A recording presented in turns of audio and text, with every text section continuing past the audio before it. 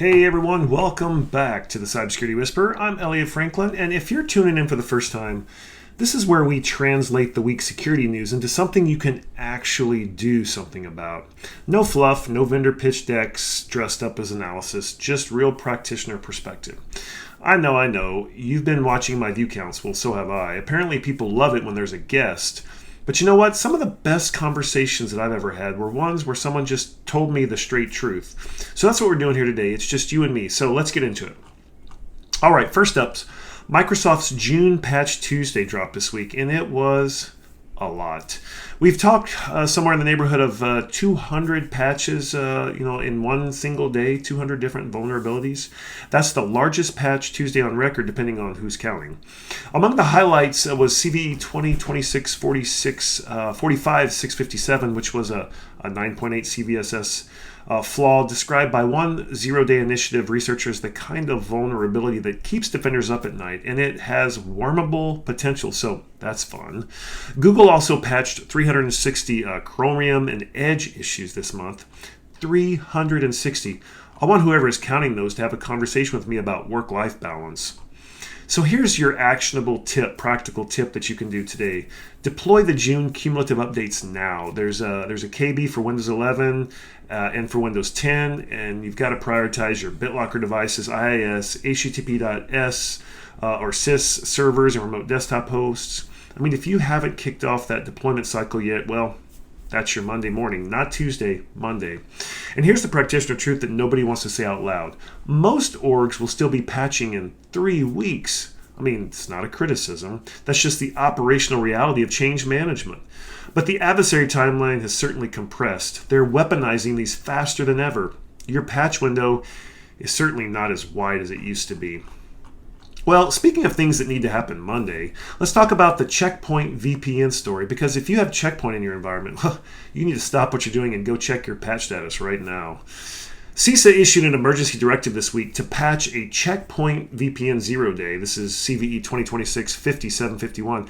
That's being actively exploited by ransomware groups. This is a critical authentication bypass phone with a score of 9.3. And this is affecting Checkpoint remote access tools and firewalls, and it works through IKE v1, and it allows unauthenticated remote access. Unauthenticated remote access. Say that again. Now, CISA gave federal civilian agencies 3 days to remediate it, which tells you everything you need to know about the severity level.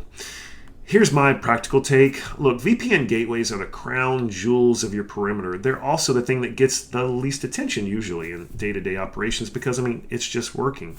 So this is a reminder that working and secure are not the same sentence. If your VPN vendor drops a CVSS 9.3, that's a drop everything moment.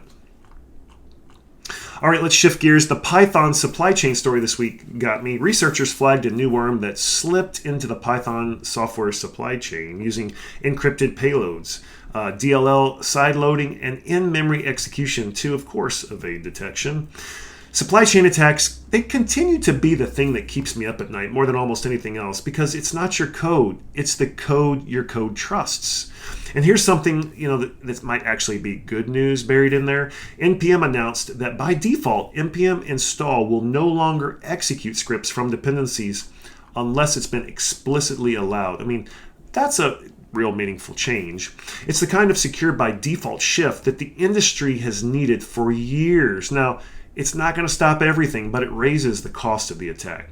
So if you have any applications teams that are using Python packages, and trust me, you do, whether you know it or not, now's a good time to dust off your software composition analysis tooling. You need to know what's in your pipeline. If you've got Wiz, for example, that's got DSPM and SCA capabilities, Sync, Veracode, pick your lane. But blind trust of open source dependencies in 2026 is certainly not a strategy I would be comfortable with. All right, let's zoom out for a second because this week also gave us a pretty clear confirmation of something that's been building all year. AI-driven cyber attacks, ransomware, software vulnerabilities, cloud security risks, supply chain attacks, they're all top of mind, and attackers are getting faster. Of course, this isn't news to us. Attackers are getting faster at finding and exploiting vulnerabilities, leaving our organizations with a shrinking window for remediation. And certainly that's not hype, it's just, it's reality.